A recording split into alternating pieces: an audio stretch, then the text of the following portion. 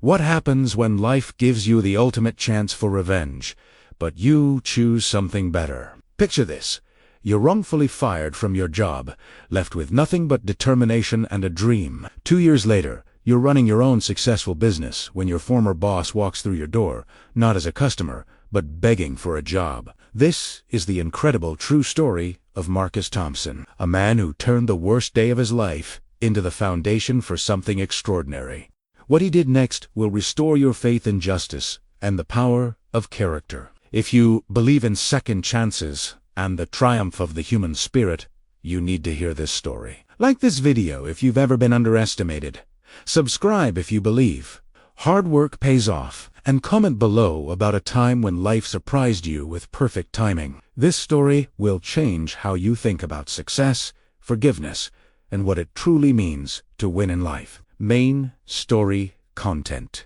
Let me take you back to March 15th, 2019.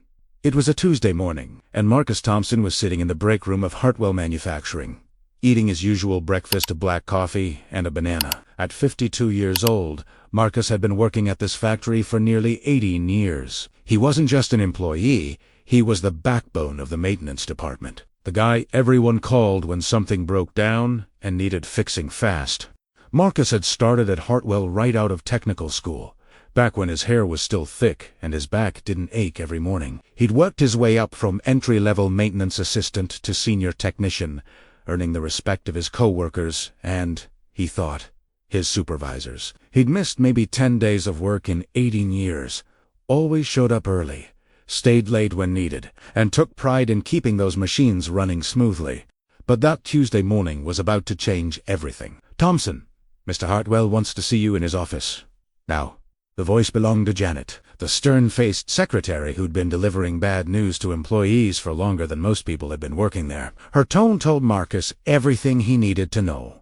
This wasn't good news. Marcus wiped his hands on his work shirt, took one last sip of coffee, and headed toward the front office. As he walked through the factory floor, he noticed some of his coworkers looking at him strangely. A few avoided eye contact altogether. Something was definitely wrong. Richard Hartwell's office was exactly what you'd expect from a man who'd inherited his father's business and spent more time playing golf than understanding how it actually operated. Mahogany desk leather chairs, framed photos of himself shaking hands with local politicians. Hartwell himself was a soft man in his early 40s, with a kind of pale complexion that came from spending most of his time indoors, and a slight paunch that suggested too many business lunches. "Sit down, Thompson," Hartwell said, without looking up from whatever paperwork he was shuffling. Marcus had always found it interesting how Hartwell never called him by his first name, despite nearly 2 decades of faithful service. "Is there a problem, Mr. Hartwell?" Marcus asked, settling into the chair across from the desk. Hartwell finally looked up, and Marcus could see something in his eyes. Not anger, exactly, but a kind of cold calculation that made his stomach tighten. "Thompson, I'm going to get straight to the point. We've had some complaints about your work lately.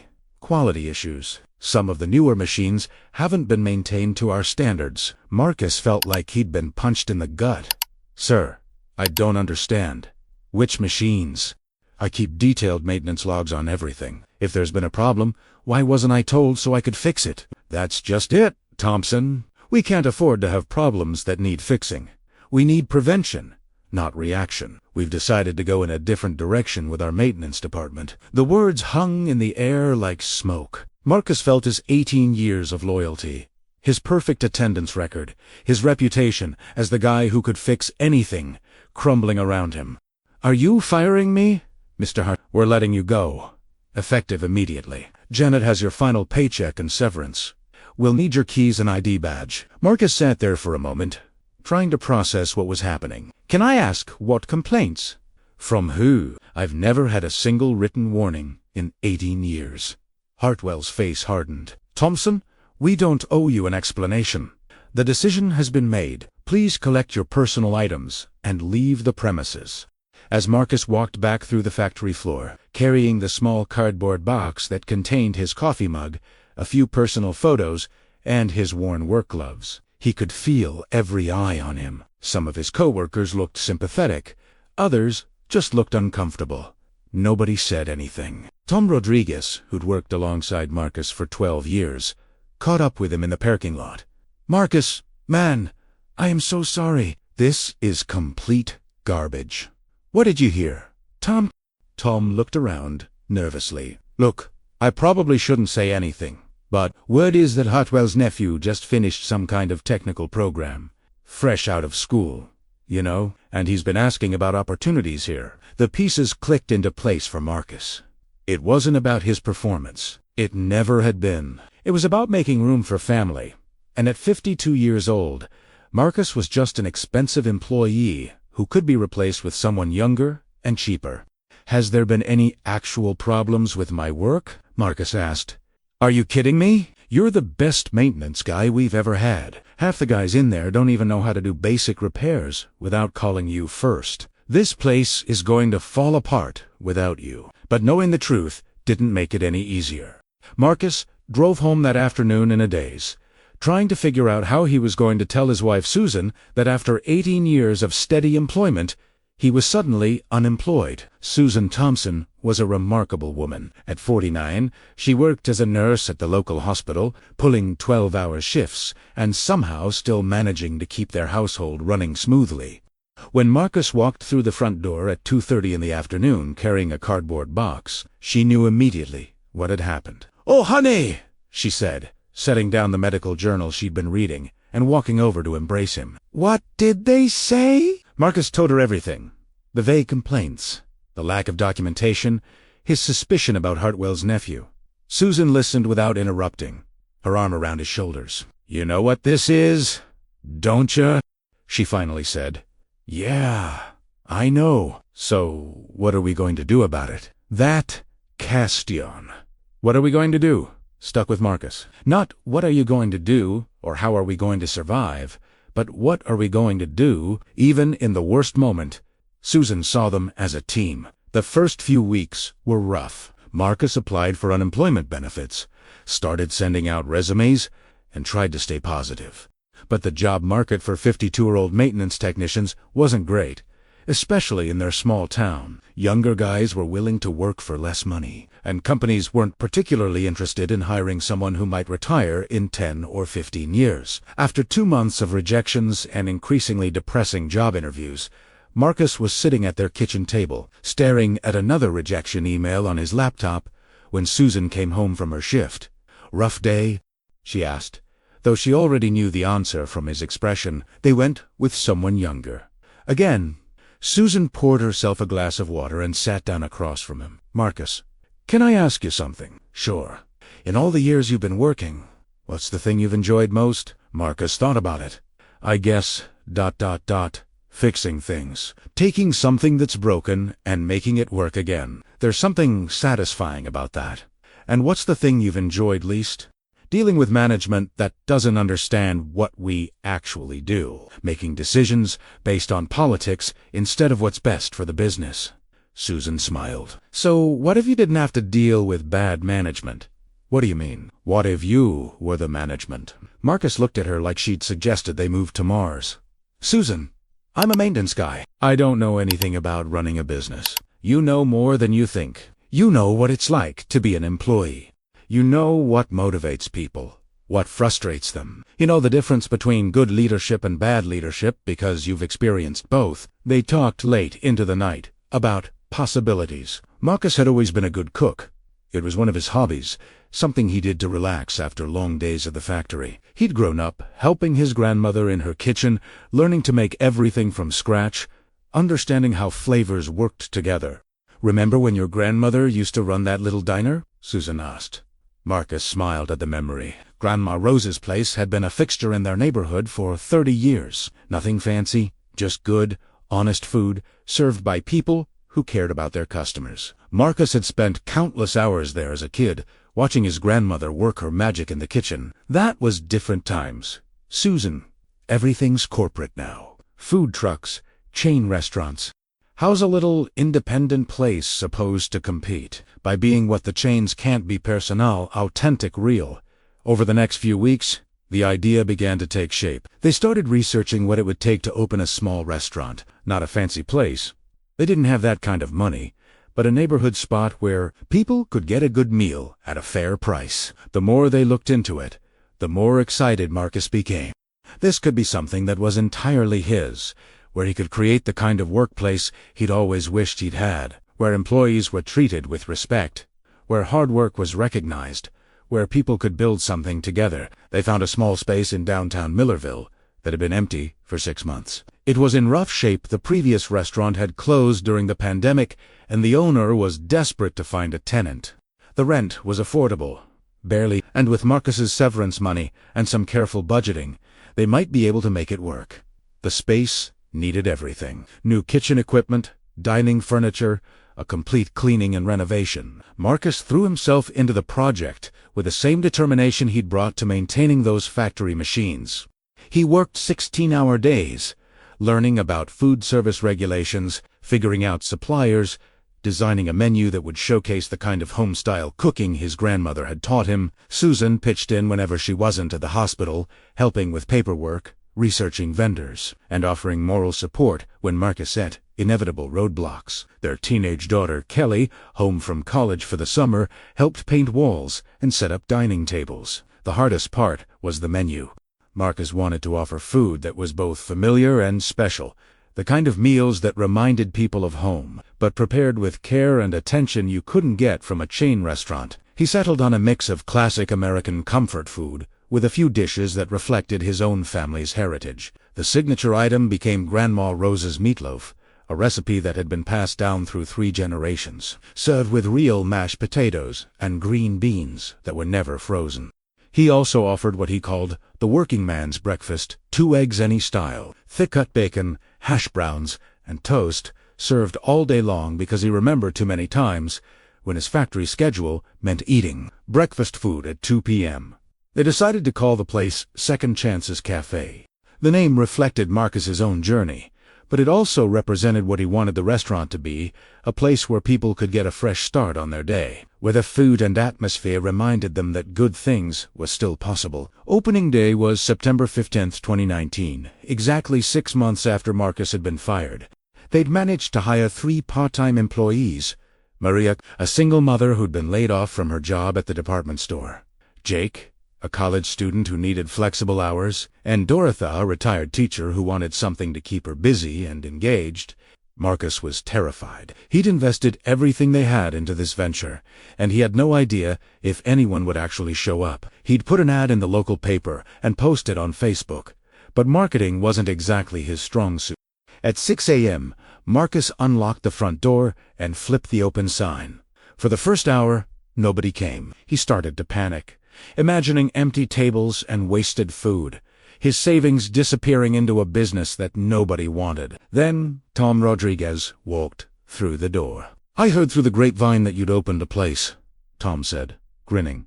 "Figured I'd better check it out." Tom ordered the working man's breakfast and sat at the counter, chatting with Marcus while he cooked. Within 20 minutes, 3 more customers had arrived. Word was already starting to spread. By the end of the first week, Second Chances Cafe was serving about 30 customers a day. Not enough to get rich, but enough to pay the bills and give Marcus hope that this might actually work. The food was exactly what Marcus had hoped it would be: honest, hearty, and made with care. Customers started coming back, bringing friends and family. The atmosphere was warm and welcoming, with Marcus often coming out of the kitchen to chat with diners, remembering their names and their usual orders. Dorothy turned out to be a natural waitress, treating every customer like family. Maria brought an infectious energy that brightened the whole place. Jake, despite his youth, had excellent instincts about customer service, and quickly became everyone's favorite. But the real secret to the cafe's success was Marcus himself. He treated his employees the way he'd always wanted to be treated, with respect, fair wages, and genuine appreciation for their contributions. When Maria's car broke down and she couldn't afford to fix it, Marcus arranged for her to work extra shifts and helped her find an affordable mechanic. When Dorothy's husband was hospitalized, Marcus made sure she could adjust her schedule without worrying about lost income. Word got around the small town about how Marcus ran his business. People started coming not just for the food, but because they wanted to support a place that did things the right way. By the end of the first year, Second Chances Cafe was serving over 100 customers a day. Marcus had been able to hire 2 more employees and was actually taking a small salary for himself. More importantly, he woke up every morning excited about going to work. The second year was even better. Local business groups started holding breakfast meetings at the cafe. High school students came in after games and school events. Families made Sunday brunch at Second Chances a weekly tradition. Marcus expanded the menu slightly, adding some dinner options for weekday evenings. He partnered with local farms to source fresh ingredients, which both improved the quality of his food and helped support the community's agricultural economy. By the spring of 2021, Second Chances Cafe had become an institution in Millerville. Marcus had been featured in the regional newspaper, won a Best Breakfast Award from the local Chamber of Commerce, and built a loyal customer base that felt more like an extended family. That's when Richard Hartwell walked through the door. It was a Tuesday morning, almost exactly 2 years after he'd fired Marcus. The breakfast rush was winding down, and Marcus was in the kitchen prepping for lunch when Dorothy came back with a strange expression on her face. "Marcus, you need to come out here. There's someone who wants to talk to you." "Can't it wait? I've got vegetables to chop for the lunch special. I really think you should come out here." Now, Marcus wiped his hands on his apron and walked out to the dining room. Sitting alone at a corner table, looking considerably less confident than the last time Marcus had seen him, was Richard Hartwell. For a moment, neither man said anything. The few remaining customers in the restaurant seemed to sense the tension and went quiet. Dorothy, Maria, and Jacob found reasons to stay busy nearby, clearly curious about what was happening. Finally, Hartwell stood up. "Marcus, could I talk to you for a minute?" Marcus nodded toward an empty booth in the back corner. "Sure. Have a seat." As they walked across the restaurant, Marcus noticed that Hartwell looked different, older, tired. His expensive suit was rumpled, and his usual air of casual authority was nowhere to be seen. They sat across from each other in the booth, and for a long moment neither man spoke. Finally, Hartwell cleared his throat. "I heard you'd opened a restaurant. Heard it was doing well." Marcus nodded. "We're doing okay. More than okay, from what I understand. The talk around town is that this place is really something special. We work hard, trying to do right by our customers and our employees." Hartwell winced at the last part. "Marcus, I need to ask you something, and I know I don't have any right to ask you anything." Marcus waited. "Are you hiring?" The question hung in the air between them. Marcus felt like he was in some kind of surreal dream. The man who had fired him, who had destroyed his sense of security and forced him to rebuild his entire life, was sitting across from him, asking for a job. What happened to Hartwell Manufacturing? Marcus asked. Hartwell's shoulders sagged. "We lost 3 major contracts this year. Maintenance issues, quality problems. Turns out that nephew of mine, ... he didn't know as much as we thought he did. We had to lay off most of the staff 6 months ago. I've been trying to keep the doors open with skeleton crew, but he trailed off. And you need a job." "I need a job." Marcus studied the man across from him. 2 years ago, Hartwell had held all the power. He'd made the decision to end Marcus's career with no regard for the consequences, no consideration for 18 years of loyal service. Now the tables had completely turned. "What kind of work are you looking for?" Marcus asked.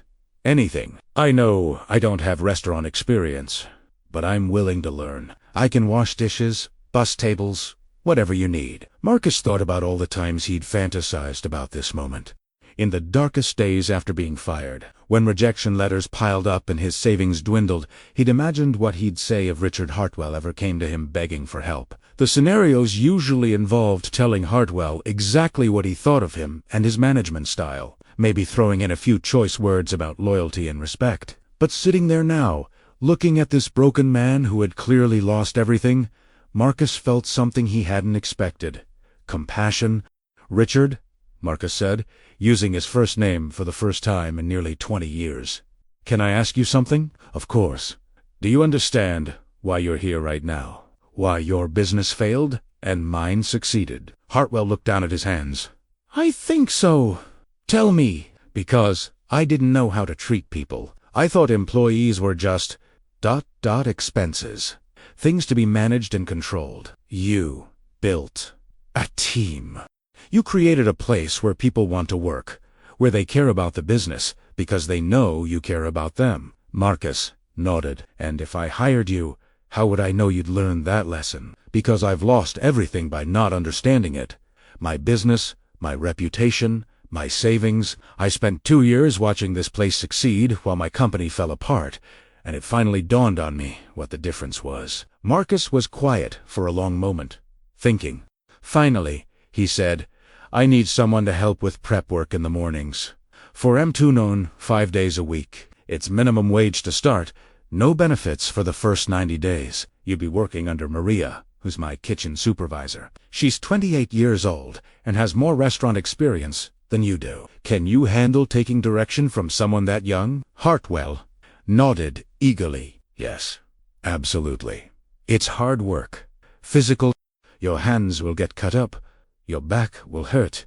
You'll smell like onions and fryer oil when you go home. It's nothing like sitting behind a desk making decisions about other people's lives. I understand.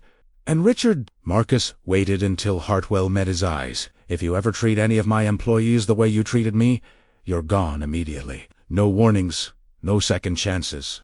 This is a place built on respect, and everyone who works here, from me down to whoever we hire next week, deserves to be treated with dignity.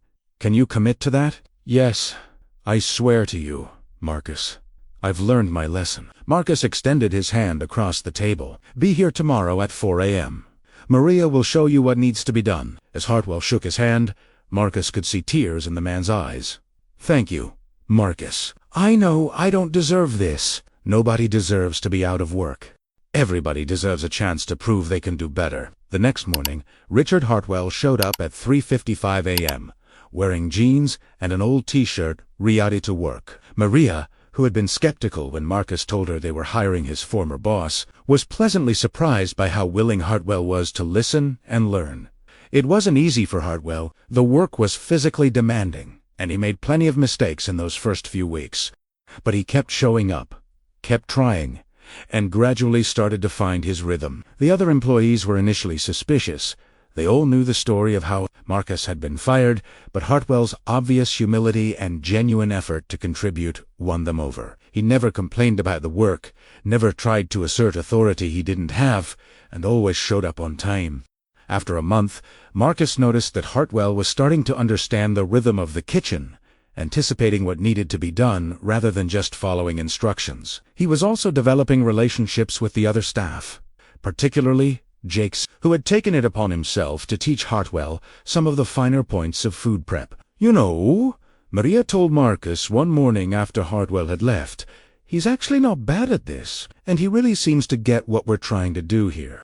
3 months later, Marcus called Hartwell into his office, a small space in the back that served as both storage and administrative headquarters. How do you think you're doing? Marcus asked. I think I'm starting to understand the business. There's still a lot to learn, but I feel like I'm contributing. Maria says you've been helping train the new prep cook. Jake suggested I show him some of the shortcuts I've figured out. I hope that was okay. Marcus smiled. It's more than okay. It's exactly what I want to see. You're thinking like part of a team, instead of just doing your own job. I've never worked anywhere that felt like this. Marcus, even when I owned my own company, it never felt like we were all working toward the same goal. People showed up, did their jobs, went home. Here, it feels like we're building something together. That was always the idea. Richard, I want to offer you a promotion. Hartwell's eyes widened. Really? Assistant kitchen manager. You'd still work under Maria, but you'd have more responsibility, better hours, and a raise. Interested, more than interested. Thank you, Marcus.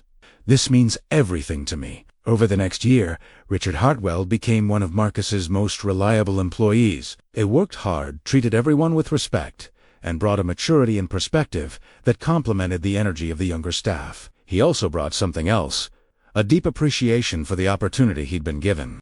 During the restaurant's 3rd anniversary celebration, Marcus stood up to address the packed dining room full of customers, employees, and community leaders. 3 years ago, he said, I thought my working life was over. I'd been fired from a job I loved, and I couldn't see how I'd ever find something better. But sometimes the worst thing that happens to you turns out to be the best thing that could have happened.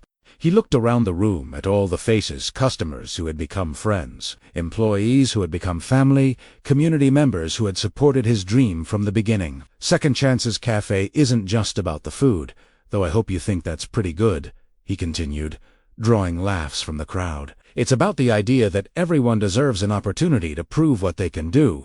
That includes the single mother, who needed flexible hours, the college student who wanted to learn about business, the retired teacher who had more to give, and yes, even the former boss who needed to learn what leadership really means. He looked directly at Richard Hartwell, who was standing near the kitchen door in his supervisor uniform. We all make mistakes. The measure of a person isn't whether they've never failed, but what they do when they get a chance to do better. After the celebration, as the restaurant was closing and the last customers were heading home, Hartwell approached Marcus. "Can I say something?" he asked.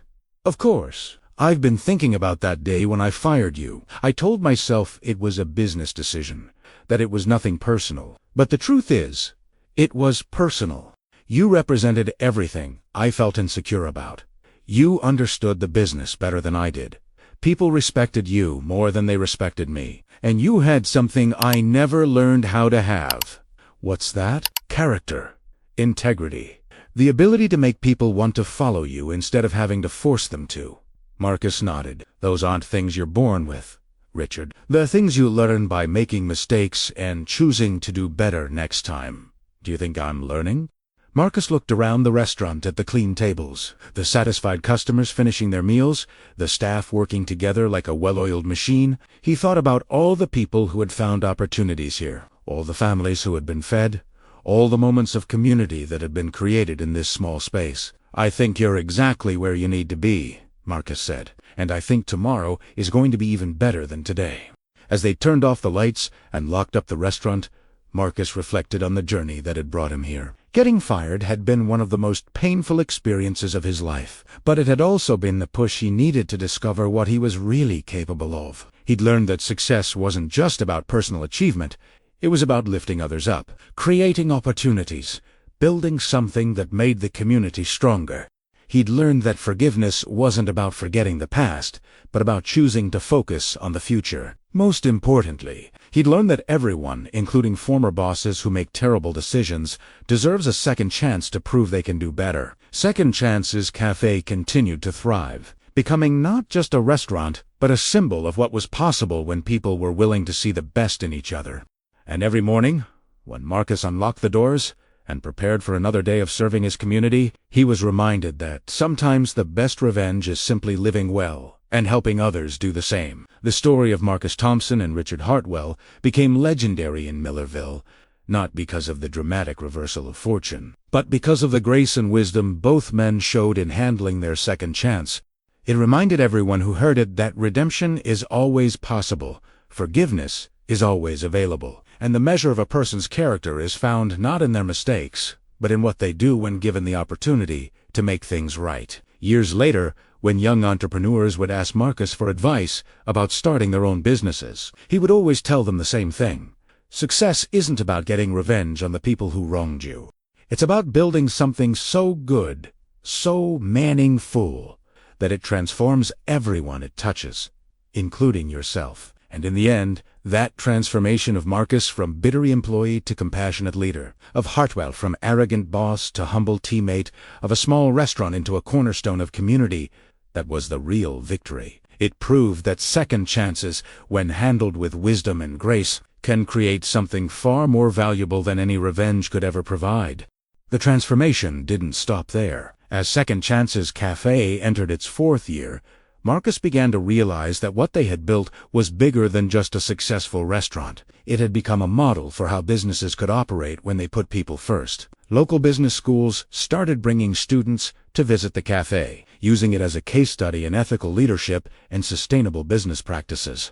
Marcus found himself invited to speak at Chamber of Commerce meetings, sharing his story and the lessons he'd learned about building a company culture based on respect and opportunity. The secret isn't complicated, he would tell these audiences. Treat people the way you'd want to be treated if your roles were reversed. Pay fair wages.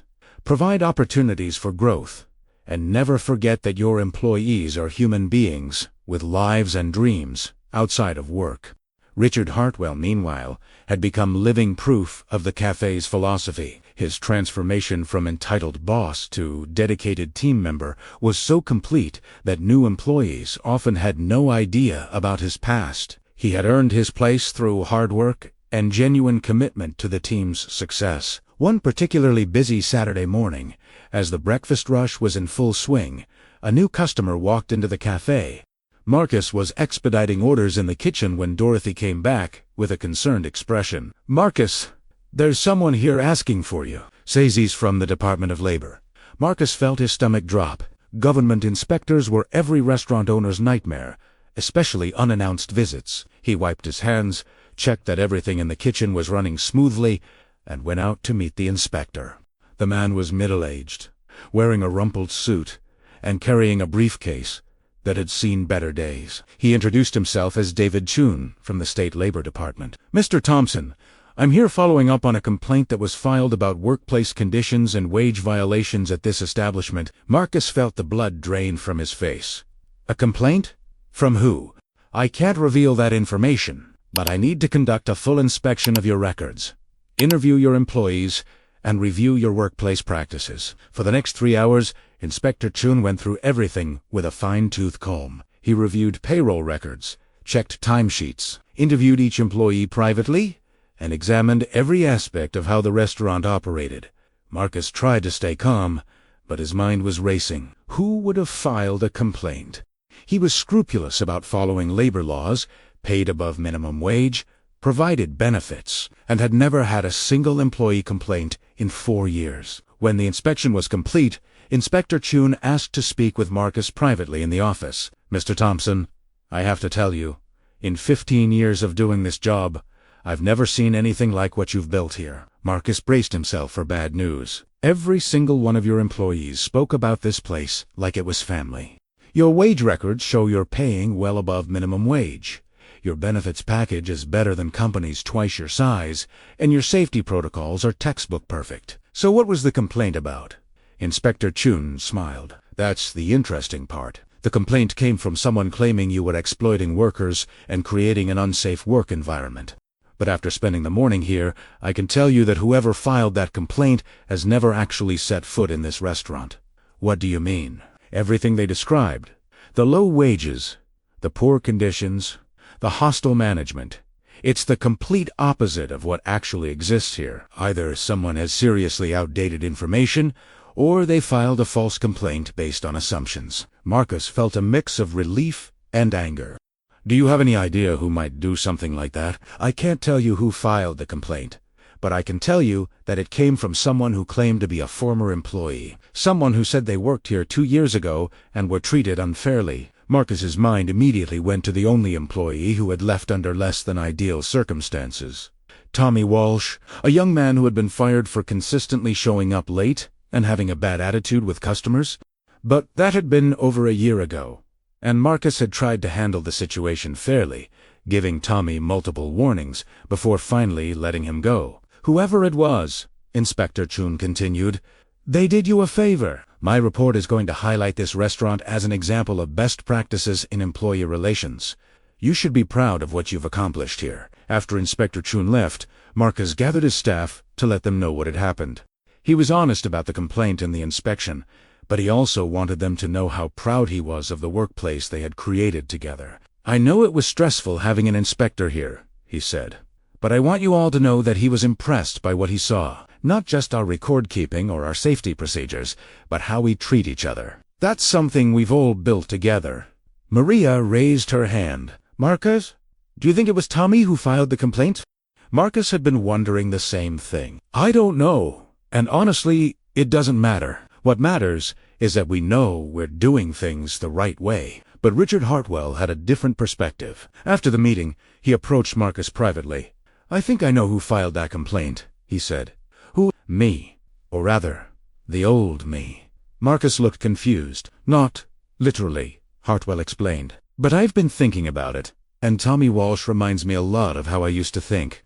When someone succeeds, after you fail, It's easier to believe they must be cheating somehow than to admit you made mistakes. What do you mean? When you fired Tommy, he probably expected you to fail. People like the old me.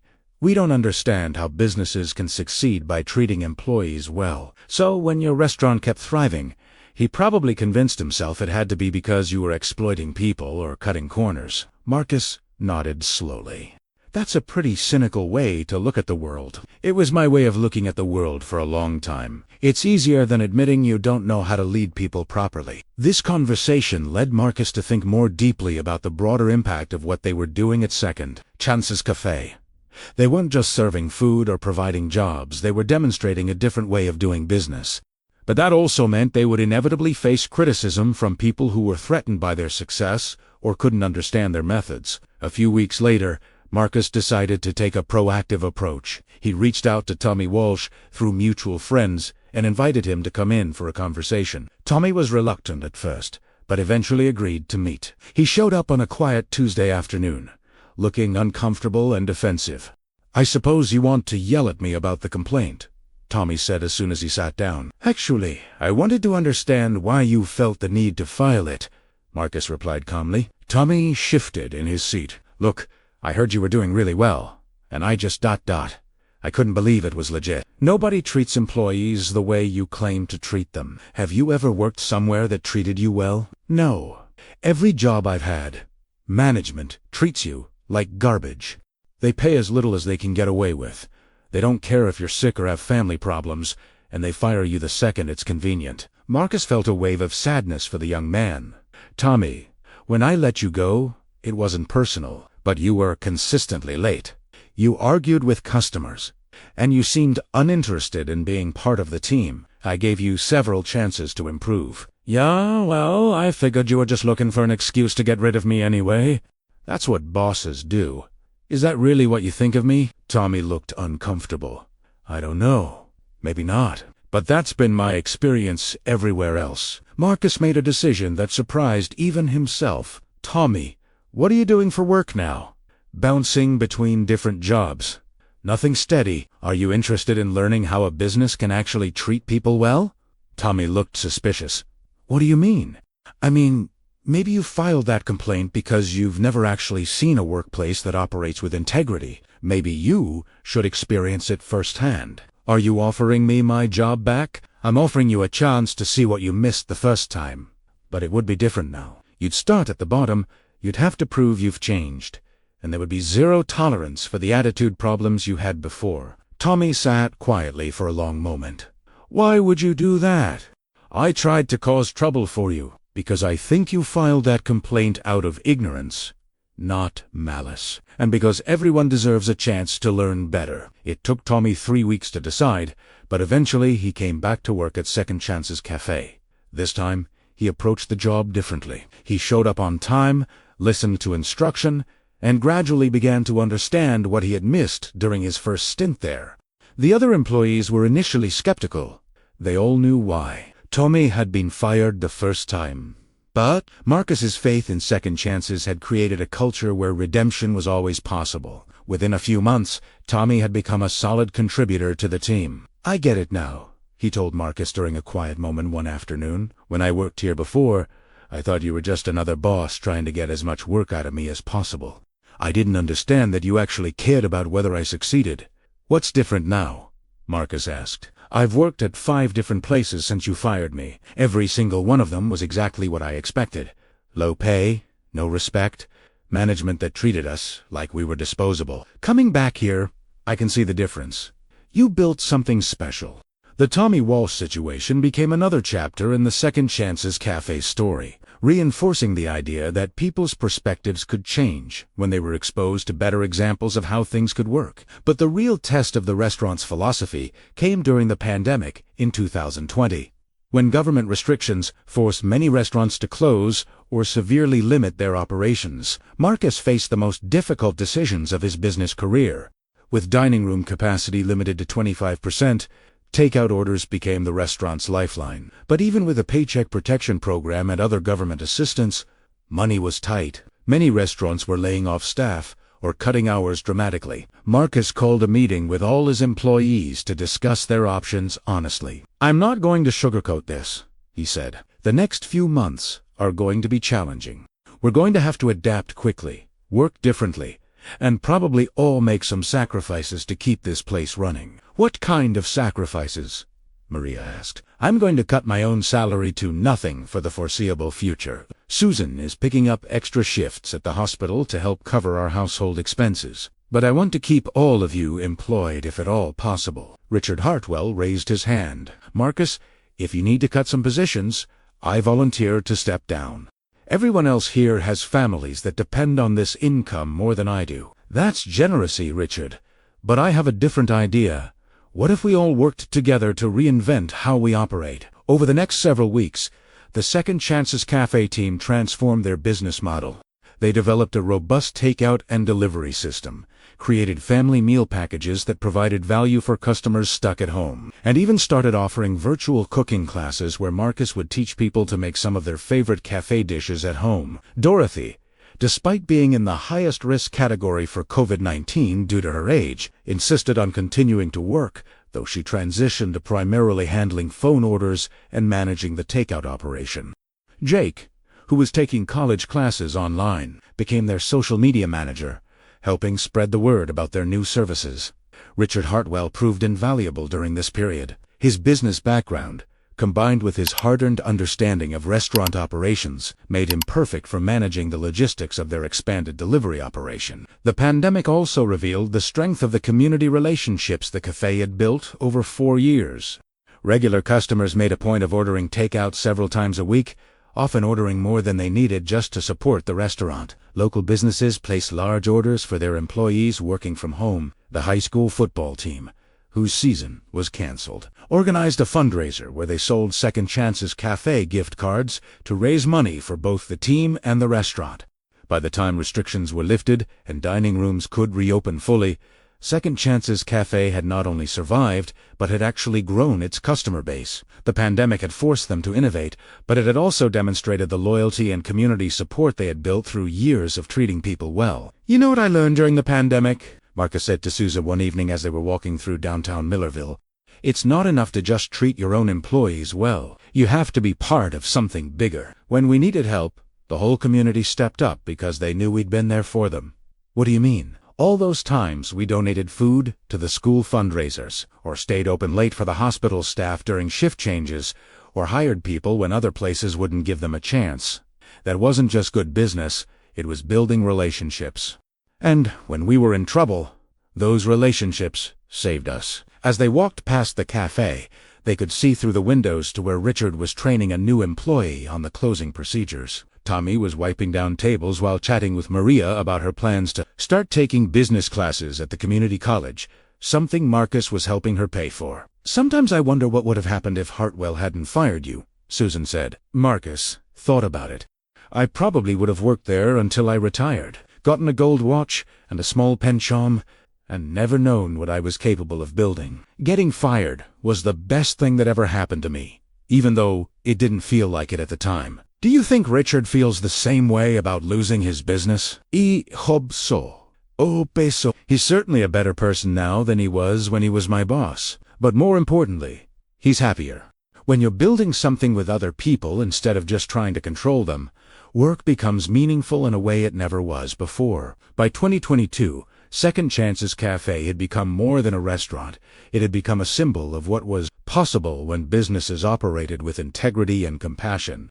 Marcus was regularly invited to speak at business conferences and leadership seminars, sharing his story and the lessons he'd learned about building a company culture based on respect and opportunity. But the most meaningful recognition came from an unexpected source. The State Restaurant Association selected Second Chances Cafe for their annual Outstanding Workplace Award, recognizing businesses that demonstrated exceptional employee relations and community involvement.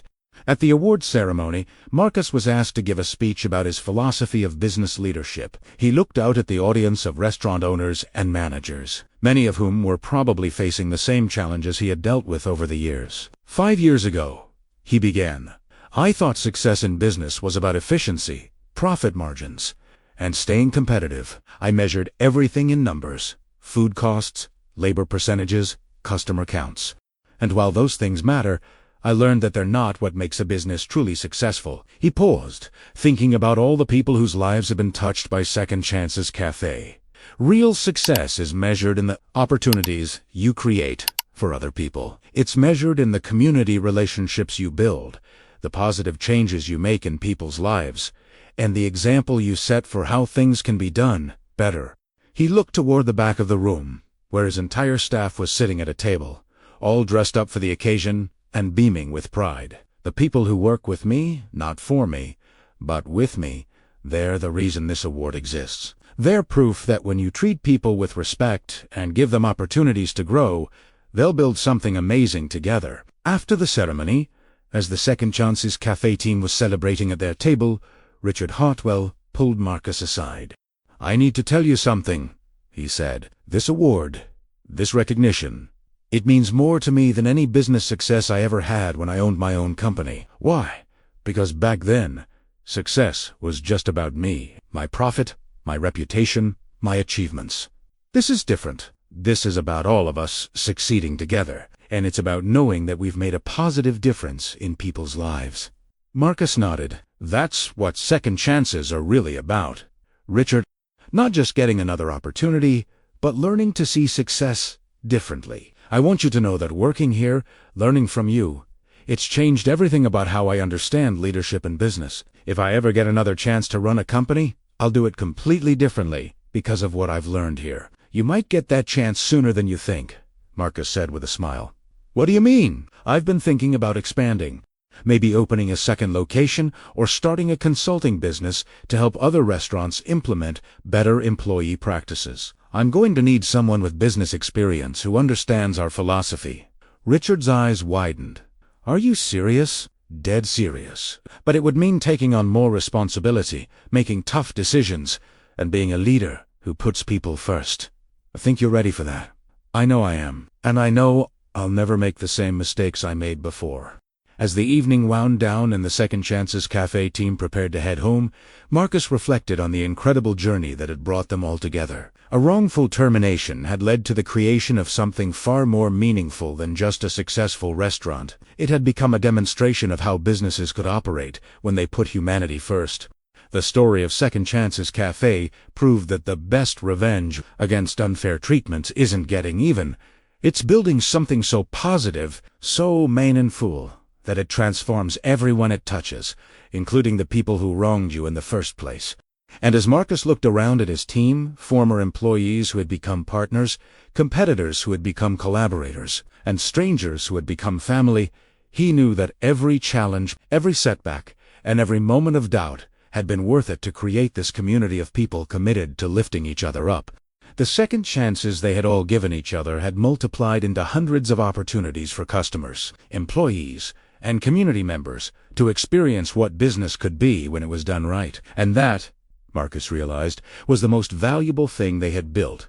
Not just a successful restaurant, but a living example of the power of compassion, forgiveness, and the unwavering belief that people can always choose to do better.